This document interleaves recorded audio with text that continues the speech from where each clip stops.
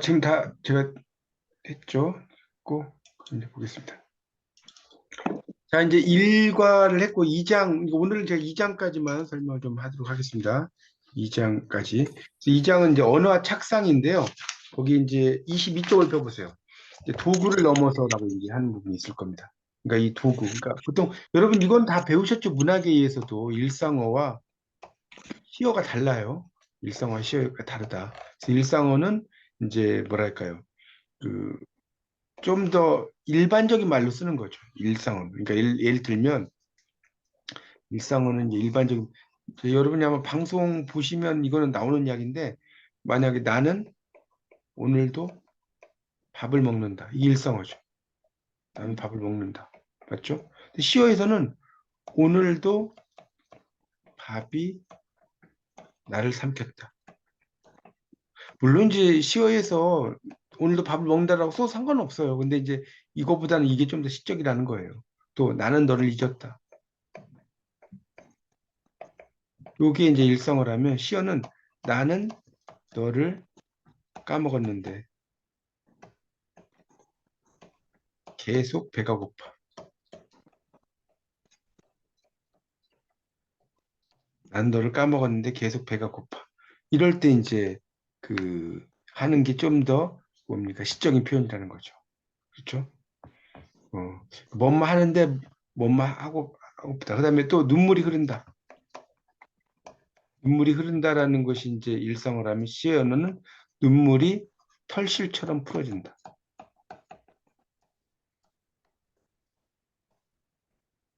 이게 이제 시어라고 볼 수가 있겠죠. 뭐 어려운 이야기 아니죠? 이건 좀 필기를 좀 해두십시오. 일상어와 시어. 그러니까 시어 언어는 일상어이긴 한데 일상어와는 좀 더 다르게 작동한다. 이 정도로 이해하시면 될 것 같습니다. 꼭 왼쪽의 내용을 썼다고 해서 시어가 아니냐 그건 아니고요. 그렇게 이해하시면 될 것 같아요. 자, 그다음에 이제 도구를 넘어라는 게 22쪽에 나오죠. 산에는 이제 그 약초꾼이 다니는 길도 있다. 뭐 그런 게 나오죠. 그런 길도 있으니까 그런 길을 가야 돼. 그러니까 시인도 지도만의 길이 아니라 자기만의 길을 가야 된다. 이런 이야기를 써놨어요. 밑에 쭉 읽어보시면 자신의 어떤 길을 가지고 시를 써라. 자신의 목소리로 시를 써라. 이런 이야기니까 그건 읽어보시면 되니까 넘어가겠습니다. 자, 그래서 옆에 페이지로 넘어가면 22페이지, 23페이지. 자, 두 번째 단락. 시를 쓰고자 하는 욕망이 앞서서 시의 언어적 특질에 대한 이해를 건너뛰는 경우가 많은데, 그 시의 언어의 특질도 좀 알아야 된다는 거. 그게 이제 제가 아까 말씀드린 거기 밑에 두 번째 단락에 한 8째 줄 정도 내려오면 이런 말 있죠. 나는 오늘도 밥을 먹는다를 오늘도 밥이 나를 삼켰다. 나는 너를 잊었다를 너를 까먹었는데 계속 배가 고프다. 눈물이 흐른다를 털씨처럼 풀어진다. 이런 식으로 쓴다는 걸 써놨습니다. 자, 그렇게 그 이해하시면 이건 될 것 같고요. 그 다음 페이지 넘겨보세요. 그 다음 페이지. 몇 페이지입니까? 지금 24페이지로 넘어갔는데, 24페이지. 아까 네. 23페이지, 그러니까 22페이지 오른쪽에 23페이지가 있어요. 23은 있잖아요. 거기 23쪽에 밑에서 한 10째 줄에 있잖아요. 시 언어는 일상 언어이긴 하지만 다른 방식이다. 나는 오늘도 밥을 먹는다를 오늘도 밥이 나를 삼켰다. 또 나는 너를 잊었다를 너를 까먹었는데 계속 배가 고프다. 눈물이 흐른다를 눈물이 털실처럼 풀어진다. 이렇게 써놨잖아요. 자, 네. 24페이지로 넘기시면 이제 시의 언어라고 하는 것은 이제 뭐 그 위에 뭐 배열 원리 그건 넘어갈게요. 여러분이 한번 그냥 보시면 될 것 같고요.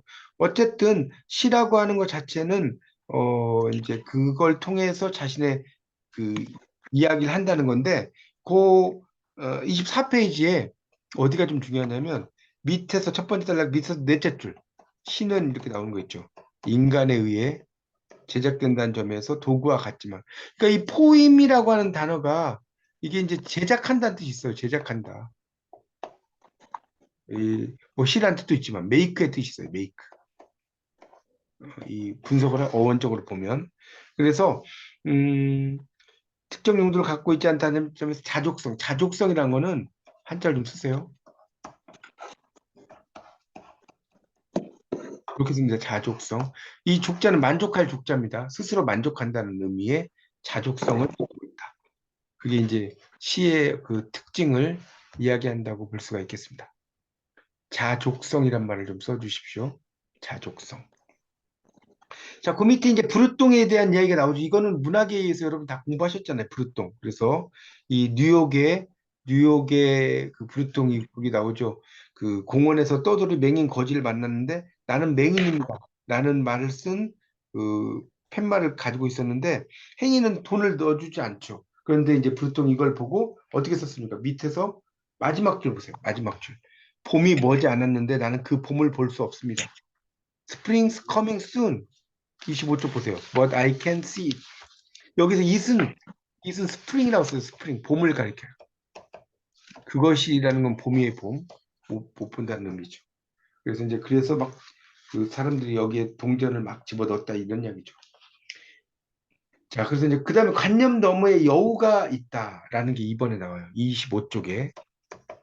여기 이제 여우라고 하는 것은요, 이게 그 박스의 의미가 아니에요. 이런 박스의 의미가 아니라고요. 이때 여우는 본성, 야생성, 이런 의미로 보셔야 됩니다. 여우가 박스의 동물의 여우가 아니라고요. 그래서 이 관념어나 개념어에는 절망이 없다. 자연의 가변성, 변한다는 건 역동성, 막 힘차게 움직인다는 거죠. 그런 것들과는 달리 이제 질서의 회로 속에 가두는 획이라는 뭐냐면 하나로 긋는다는 뜻이에요. 획일적이다. 획일화란 말이죠. 하나로 이렇게 쫙 그어 나가는 것을 우리가 획일화라고 이야기해요. 획일화라는 것은 뭔가를 하나로 그어가 버리는 특질을 이야기한다라고 볼 수가 있겠습니다. 그렇죠? 절망 같은 경우도 나오죠. 절망에서 암벽에 매달려 추락 직전까지 내몰린 자아의 손톱 자국, 가위주름에 발을 걸고 버티는 안간힘을 느낄 수 있는가? 이렇게 써놨죠. 겨울 어느 날 마포대교 난간 끝에 벗어놓은 누군가의 뒤축이 다른 신발이나 홀로 찾은 산정 벼랑 끝 헛디딘 발끝으로 까마득하게 떨어져 내리던 돌멩이의 비명 소리가 들리는가? 막 이렇게 써놨죠. 그러니까 이 절망 하나를 가지고 이렇게, 그러니까 이제 시를 쓸 때는요, 추상적인 것을 이건 좀 분 알아두시면 좋겠는데 구체적인 것으로 이렇게 고쳐주는 게 좋아요. 그러니까 쉽게 말하면 추상명사예요, 추상명사. 추상명사, 추상명사를 약간의 이제 뭐랄까 눈에 보이는 그 명사, 예를 들어서 이런 거지. 예를 들어 볼게요. 우리가 사랑 이건 눈에 안 보이잖아요. 사랑 눈에 안 보이. 물론 이렇게 그림을 그리지만 이게 사랑은 아니잖아요. 근데 사랑을 어떻게 쓰냐면 뭐 사랑의 날개 이렇게 써버리면 사랑이 의 날개잖아요. 사랑의 날개. 그 날개라는 말이 있으니까 날개는 보이잖아요. 이렇게 쓰는 거예요. 그러니까 이해 가세요? 그러니까 우리가 이제 로미오와 줄리엣에서도 이 줄리엣이 로미오에게 당신은 어떻게 이 담장을 뛰어넘었습니까? 라고 하니까 이 로미오가 뭐라고 하냐면 이렇게 이야기해요. 좀 써보세요. 사랑이라는 가벼운 날개를 달고 이 담장을 사뿐히 뛰어넘었어. 여기 보세요. 사랑의 날개가 아니라 여기 사랑이라는 날개. 이게 동격이 동격. 어. I overput this world with light love wings, with love's light wing이라고 써거든요. love's 사랑의 light wing, 가벼운 날개. 라고 이야기했지만 이때는 이제 사랑이라는이라고 번역 된다고요. 이렇게 이제 쓰는 거죠.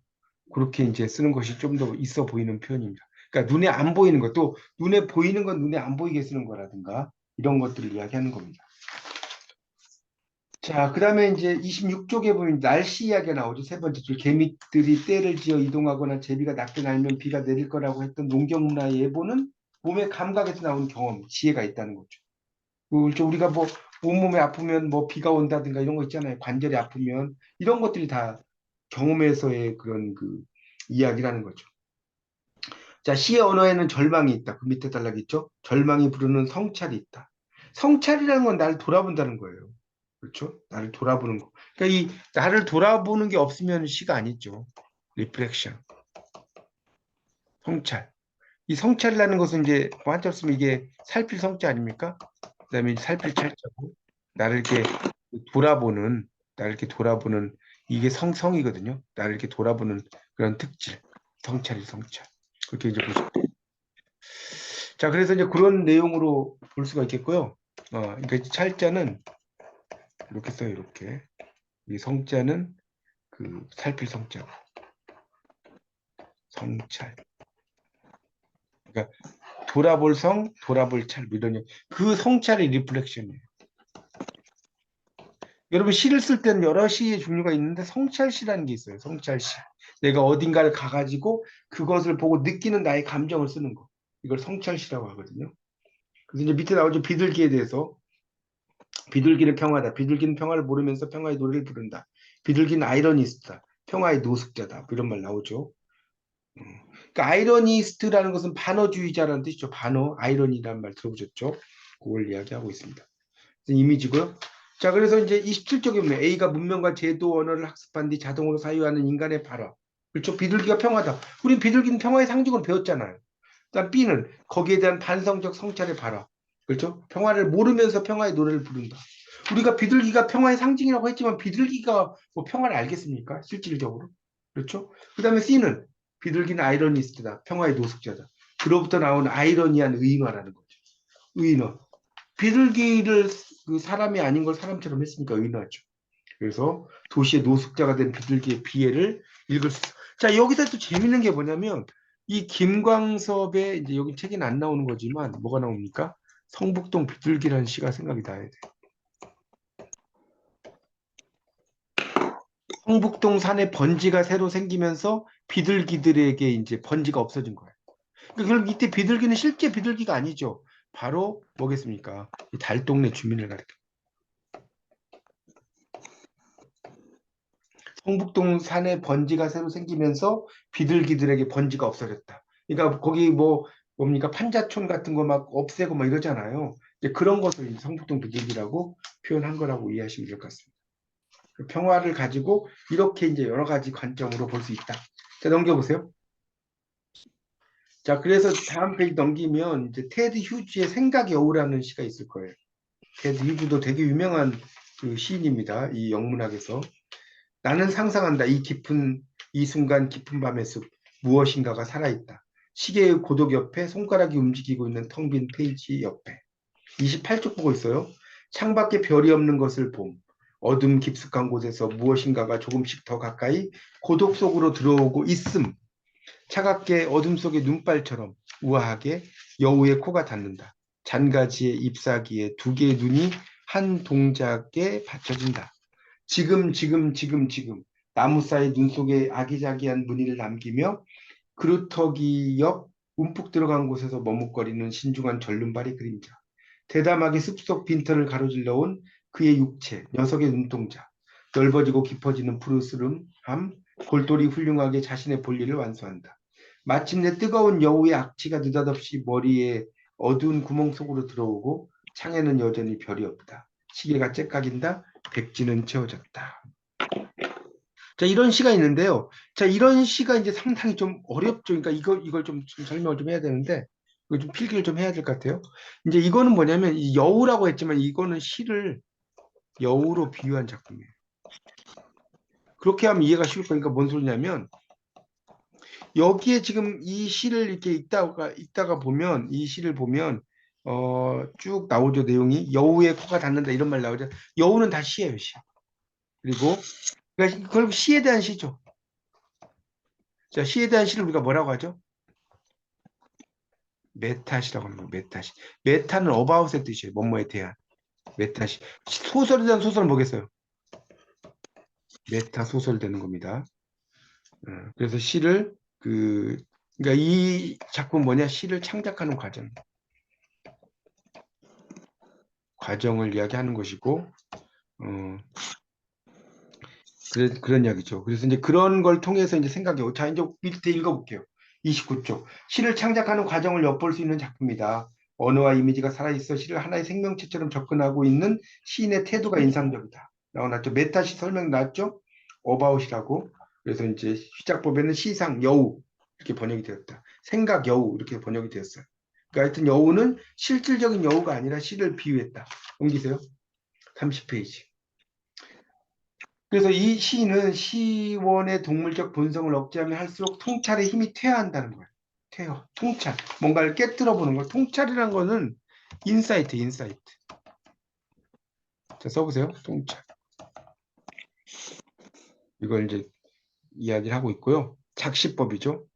그 다음에 이제 그 두 번째, 세 번째 단락으로 가겠습니다. 세 번째 단락을 보면 동양미학에서는 예부터 관념의 감각적 제시를 설명 대신에 형상을 쓰여 뜻을 전달한다. 거기서요. 한자.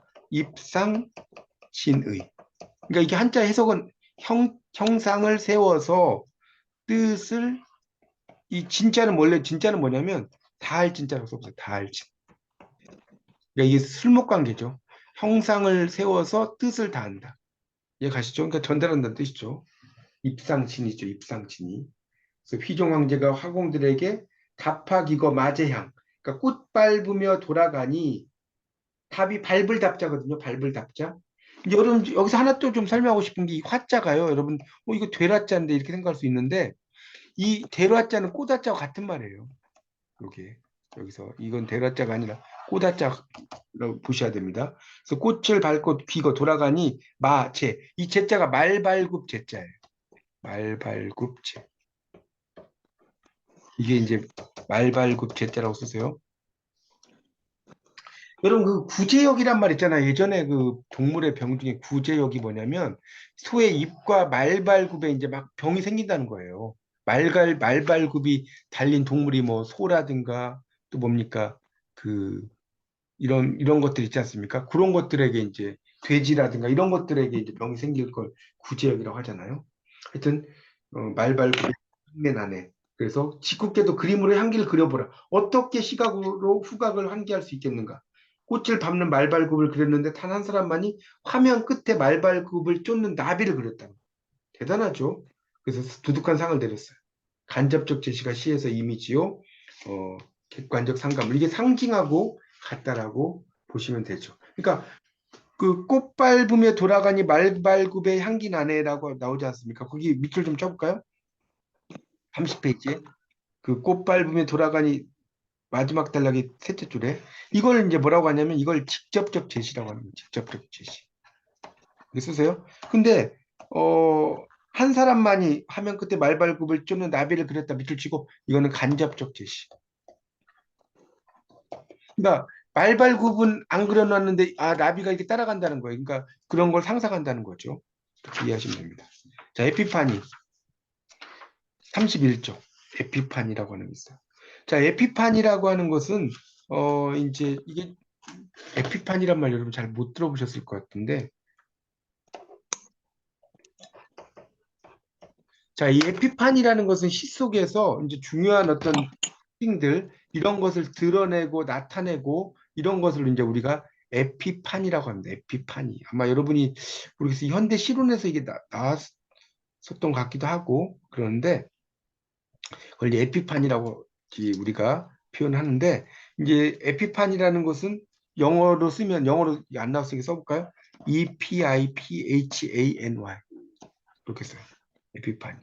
그래서 신적인 것이나 초자연적인 것 또는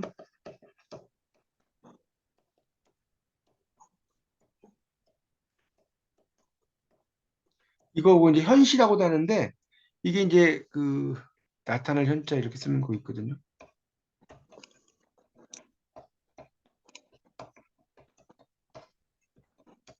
현시라고 해요, 현시. 이 나타날 현자예요, 나타날 현자. 여기에 나타날 현시라고 합니다. 이거를 에피판이라고도 하고요.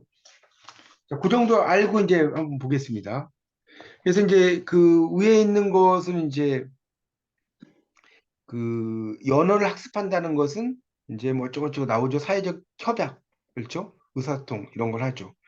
그래서 불은 뜨겁고 얼음은 차가운데 뜨거운 얼음 같은 이미지로 논리의 연결을 불연속적으로 점프하거나 또 눈이 내려서 나타샤가 생각난다는 것을 나타샤라는 이름 때문에 눈이 나린다.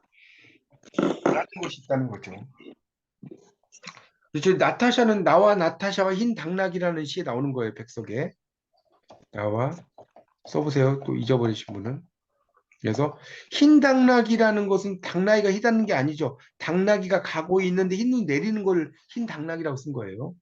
나와 나타샤와 흰 당나귀 너무 명작이죠. 정말 백석의 시 중에서 뭐 명작을 뭐 뽑으라고 하면 물론 이제 여승도 있지만 여승이라는 시도 있지만 이 나와 나타샤와 흰 당나귀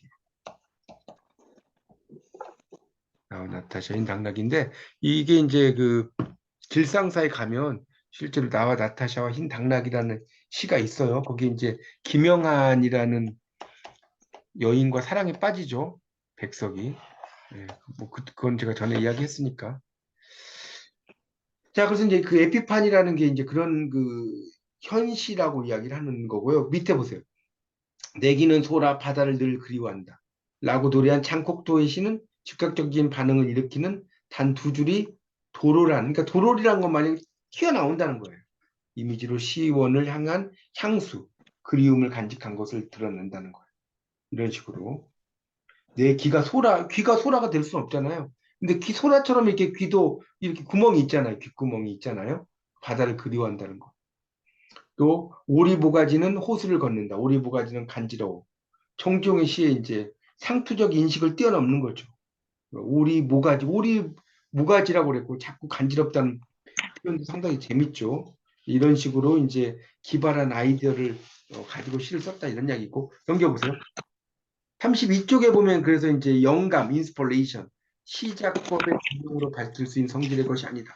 이 영감은 제가 여러 번 이야기했죠. 영이라는 것은 기우자와 입구자 세 개와 무당 무자라고 했죠.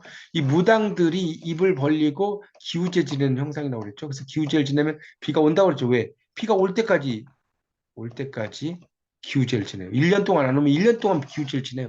비가 안 올 수가 없어요. 그러니까 영이라는 것은 결국 이 무는 무당은 인간이고 이거는 뭐예요? 자연이죠. 인간과 자연. 또 신도 될 수 있죠. 인간과 신의 교감이에요. 교감. 이것이 바로 영이에요. 인스퍼레이션. 그래서 이제 영감이라는 게 이 사이렌이라는 게 여러분 아시죠? 세이렌이랑 사이렌. 우리가 사이렌이라는 소리 있잖아요. 이게 원래 그 뭡니까? 그리스 로마 신화에서 이 선원들이 이제 피쿼드오. 여러분 스타벅스를 이걸 이야기 안 할 수가 없는데 여러분 스타벅스가 이제 이렇게 쓰잖아요. 상식으로 알려드릴게요. 이게 뭐냐고 하면 어떤 학생은 별이고 이게 달러예요. 별 달러. 이렇게 막 이야기하는 분이 있는데 아니고요. 이 스타벅이라는 이 뭡니까? 그 허먼 멀빌. 이 멜빌의 작품 중에 모비딕이라는 작품 있어요. 거대한 상어 모비딕이라는 작품에 그 타고 다니는 그 배가 피커드호예요. 피커드호에 거기에 이제 1등 요리사 이름이 스타벅이에요. 요리사 이름이에요. 여기 S를 붙인 거예요. 근데 이제 재밌는 것은 스타벅스는 그런 요리사 이름 플러스 사이렌을 집어넣어요, 여기다가. 여러분 스타벅스에 가면 이 사이렌 여자 이렇게 그 인어같이 생긴 형상이 있죠? 이 사이렌인데 그 소리를 이제 듣고 매력을 느껴서 선원이 그 소리를 듣다가 다 빠져 죽죠. 그러면 왜 여기 사이렌을 넣냐? 이 스타벅스에 이렇게 매혹이 돼서 자주 와라. 그 사이렌이 있는 겁니다. 이 스타벅스라는 그 상표 속에 그렇게 깊은 뜻이 있는 거 모르셨을 거예요. 하여튼 그래서 다시 32쪽으로 가서 이제 사이렌 뭐 이야기 나오죠. 선언을 뛰어들게 하는 매혹을 품는 것이 있지만 소리가 아닌 문자로 시를 쓰는 현대 시인의 언어는 대결을 통해서 문명 사회를 건설하고자 하는 오디세이죠. 오디세이의 이성의 돛대에 스스로를 결박한 자다. 그러니까 오디세이라고 하는 것은 이제 그 뭡니까? 그 오디세이 일리아드와 오디세이 이게 작가가 누구죠? 호머예요, 호머. 호머라는 작가, 그리스의 작가죠. 그 오디세이를 가리킵니다. 그러니까 오디세이는 결국은 뭡니까? 자신의 의지대로 어떤 자기가 원하는 것을 위해서 쫓아나가는 그런 존재였거든요. 그걸 말하는 겁니다. 그러니까 사이렌 후예이면서 오디세이 아들이기도 한 시인이 신화 속 대결을 넘어서는 방법을 뜻밖의 공자의 말에서 찾을 수 있다. 맞죠? 그래서 이제 이 공자가 여기 보면 귀신을 공경하면서 멀리하면 그 안다고 났는데 이건 조금 더 알아둬야 되는데 이게 이제 상식이 좀 있어야 돼요. 이게 이제 뭐냐면 공자는 삶과 죽음이 있어요. 그러면 어떤 걸 더 높이 평가했을까요? 삶을 높이 평가해요. 그다음에 공자는 귀신이 있고 살아있는 자. 그러면 살아있는 자를 높이 평가합니다. 그러니까 공자의 제자가 공자에게 공자님, 선생님, 죽음이 무엇입니까? 이렇게 물어봐요. 공자가 내가 아직 삶도 잘 모르는데 어떻게 죽음을 알겠느냐. 또 제자가 조상에게 이제 제사 지낸 법을 여쭤봐요. 그럼 공자가 살아있는 사람에게도 잘하지 못하면서 무슨 조상 이야기를 하느냐. 그러니까 있을 때 잘해 우리 그런 말 하지 않습니까? 살아계실 때 그런 그러니까 공자는 약간 현실주의적인 어떤 면이 있어. 그렇지만 그렇다고 해서 뭐 돌아가신 분을 뭐 이렇게 뭐 뭡니까? 대충 모셔라. 이건 아니에요. 이건 아닌데, 살아 계실 때 잘해라. 이런 의미거든요. 공자의 말씀이. 그게 이제 여기 지금 나온 겁니다. 그래서 이 귀신을 공경하면서도 멀리하면 안다고 할 수 있겠다. 그러니까 공경은 공경을 하는데 귀신 자체를 이제 막 귀신의 존재를 공자가 막 인정을 하거나 이러진 않아요. 그냥 하나의 조상 신으로서의 존재로 인정을 하는 거죠. 그렇게 이해하시면 될 것 같습니다. 자, 그래서 이제 그 시인은 영감을 그 공경하기 위해서 이제는 멀리하는 거리두기 역설을 살아내야 된다. 그러니까 우리가 영감이라는 게 있잖아요. 영감을 내가 막 영감을 찾으려고 하면 영감이 안 와요. 여러분도 쉽게 말하면 시를 쓰려고 그래. 내가 이렇게 시를 써야지 뭘 찾아야지 이렇게 하면 안 오고요. 갑자기 가만히 있다가 무의식적으로 시상이 탁 떠오르거든요. 그걸 이야기하는 거예요. 영감을 막 찾아서 내가 나가려기보다는 가만히 있어서 뭔가 탁 떠올리면 뭔가가 탁 떠오르는 게 있어요. 그걸 말하는 겁니다.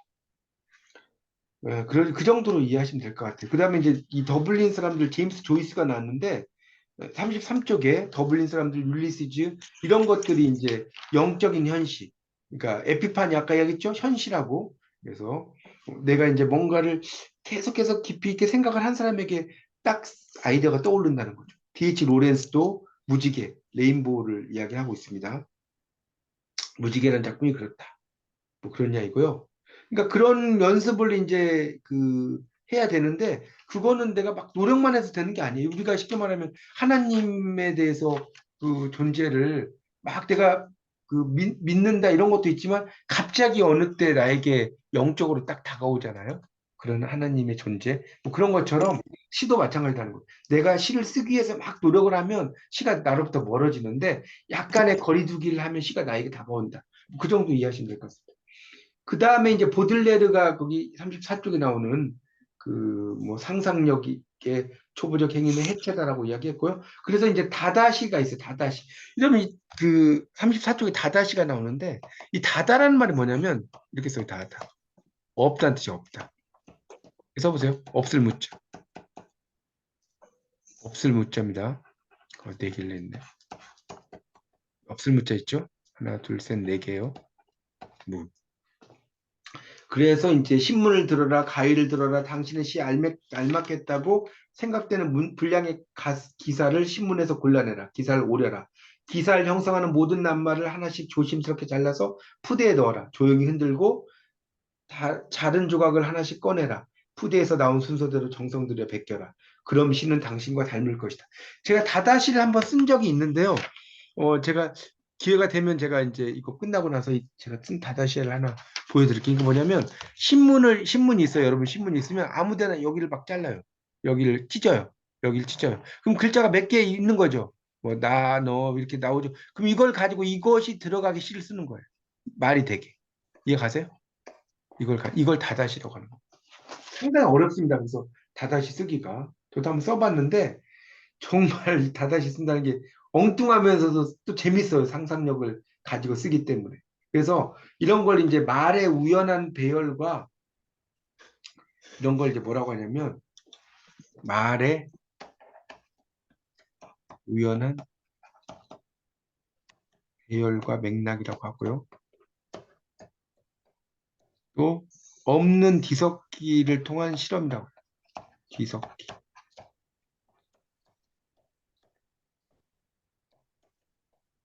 그러니까 이거는 찢어서 이렇게 쓰면 어떻게 시가 될지 알 수가 없지 않습니까? 그런 것을 우리가 이제 다다시라고 이야기를 한다고 이해하시면 될 것 같습니다. 제가 이제 이렇게 해서 이제 두 번째 시간에 그 언어와 착상까지 좀 설명을 좀 드렸습니다. 이렇게 설명을 좀 드렸는데, 어, 자, 여러분 한번 한 말씀씩 여기 대표님 듣고 계신가요? 예, 네네. 예. 지금 오늘 두 챕터를 좀 설명을 드렸는데 좀 어때? 내용이 못 따라오시겠나요? 뭐, 특별하게 못 따라간다기보다 음. 이제 이미 조금씩 배웠던 그렇죠. 지난 지난 시간에 조금 참고가 되니까 예. 이해는 조금씩 되어 가고 있는데 시는 역시 어렵죠? 시다는 건 역시 어렵구나. 당연히 어렵죠. 이게 시는 어려워요. 새삼스럽게 맞습니다. 아이고 뭐 저 현실적인 거하고 뭐 그냥 현실하고 동떨어진 얘기를 자꾸 하라고 하니 이게 보통 쉬운 게 아니잖아요. 그러니까 참 시가 그러네요. 한마디로 맞아요. 이야기를 예, 정의하기가 참 어렵고요. 예. 시라는 걸 참 이제 정말 시를 좀 아는 사람은 야, 시가 어렵다는 걸 진짜 느껴요. 맞습니다. 정말. 그러니까 참 옛날에 조금 뭐 이런저런 끌적거리면서 쓴다고 썼는데 예. 그건 그냥 현실로 사과는 참 빨갛다 달다 뭐 음. 거의 이렇게 썼던 것 같아요. 그래서 지금 예. 생각해 보니까 예. 이건 참 시가 아니고 이제 그냥 보통 사람도 다 할 수 있는 얘기구나. 예. 스스로에게 맞습니다. 좀 창피하다는 생각이 들어요. 예. 좋은 말씀이십니다. 예, 예. 그다음에 이제 지금 제가 이게 글이 안 보여. 저 참가하신 분, 저기 서미숙 회장님 오셨죠? 한 말씀 하시죠? 예. 들려요, 제 예, 말요? 잘 들립니다. 잘 예. 들립니다. 아니에요. 오랜만에 뵈니까 너무 반갑네요. 예, 예, 예. 반갑긴 해요. 너무 반가운데요? 네, 예, 예, 반갑죠. 예. 그 회장님 하시느라 올해 고생이 많으십니다. 예, 아까도 막 예. 전화도 받으시고. 아니, 시 창작론, 이거를 이제 배워야 되는데, 예. 아까 말씀하신 거 묻고 음, 대답하는 것이 음, 중요하다. 그래서 음, 뭐든지 질문을 하고, 거기에서 답을 추론해서 만들어내는 결과론적인 거잖아요. 예. 그런 게 이제 약간 이것도 철학과 약간 연관이 돼 철학적이에요. 있는, 맞아요. 이렇게 보면. 예, 그리고 성찰을 하고, 예. 거기에서, 이제 어떤 통찰력도 나오고, 음, 그런 속에서 이제, 그 글로, 이제 그림을 그리듯이 음. 하는 게 이제 시 그런 것 같은데, 일단은 책이 없어요, 제가. 그래가지고, 그러세요? 아이고, 아직 그러시구나. 준비를 안 한 거예요. 그래서, 그러면 그래도 그냥 뭐 일단, 예, 전체적으로 일단 이렇게 해주시니까, 예, 예. 그래도 대략 어떤 내용을 공부하겠구나, 음, 이렇게, 예, 감을 아, 잡았습니다. 알겠습니다. 아이고, 수고하셨습니다. 그냥 책은 아마 이게 주문하면 아마 금방 올 거예요. 이게, 네, 그러니까 하셔서, 예, 알겠습니다. 하여튼 네. 수고하셨고요. 그 다음에 또 지금 장금주하고님 계신가요? 제가 지금 이게, 오랜만에 해서 그런지 뭐 안 보여가지고 이게 어떻게든 여기 사람을 모르겠어요. 제가 이게 위에 원래 이게 뭐가 붙어 있었, 교수님 왜 그러세요? 아니, 패턴이 바뀌어 버렸나 봐요. 하여튼 여기 참석하신 분 한 말씀씩 하시죠. 예. 여기 장금주하고님 아까 있지 않으셨나? 네, 없, 계시긴 한데 대답 안 하시나? 마이크를 마이크 잠궈놨네요. 껐어요? 그러면 예, 김영자하고님? 네, 저는 시를 좋아하기 때문에 시 3장년을 미리서 샀어요. 예, 예, 샀는데 읽어보니까 예. 뭔 말인지도 모르겠고 어려운데 오늘 교수님께서 이렇게 풀이를 싹 해주시니까 음, 이거였구나. 음. 그걸 이해하게 됐어요. 네. 그래갖고 아주 좋습니다. 제 역할이 뭐 그런 걸 해드리는 게 제 역할이죠, 뭐. 예, 예, 감명이 알겠습니다. 깊었습니다. 이렇게 네, 알게 감사합니다. 되고요. 또 여기 제가 이제 예. 영상 또 녹음할 거니까 또 지금 안 하신 분 좀 알려주세요. 제가 지금 이게 윤옥 씨, 누구요? 윤옥 한 씨, 말씀 하시죠. 예, 총무님 한 말씀 하시죠. 네, 안녕하세요. 저는 지금 이거 동영상 얼굴을 예, 그거 올리기가 좀 가르쳐도 돼요. 예, 어려워서 예, 예, 간단하게 예, 말씀하세요. 저는 이제 오늘 이거 보면서 음, 그 생각을 했어요.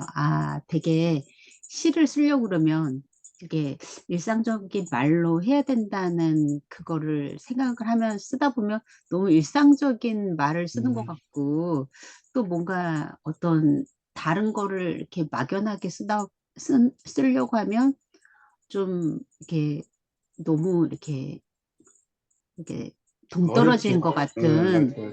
그런 느낌이 들어가지고 시 쓰는 게 되게 어렵다는 생각을 되게 많이 했는데 오늘 이제 수업을 들으면서 그래서 뭐 전 이제 학교 다닐 때 뭐 수업 시간에 이제 한두 번 썼던 그때의 기억인 거고 이제 저는 이제 오늘 수업을 들으면서 느낀 거는 아, 되게 어떤 하나를 갖고 자기가 보는 어떤 보고 느끼는 것에 대해서 어떤 이렇게 구체적으로 표현을 하면서 다른 사람한테 어떤 그거를 그림처럼이든지 어떤 감각들을 이렇게 표현을 하는 것이 중요하고 이제 저는 이제 영화 같은 거 볼 때 이게 직접적인 말보다 이렇게 간접적인 표현들을 봤을 때 더 이렇게 여운도 오래 남고 되게 좋았던 그런 게 또 생각나면서 아, 이 시랑 비슷하게 간접적으로 표현하는 것들이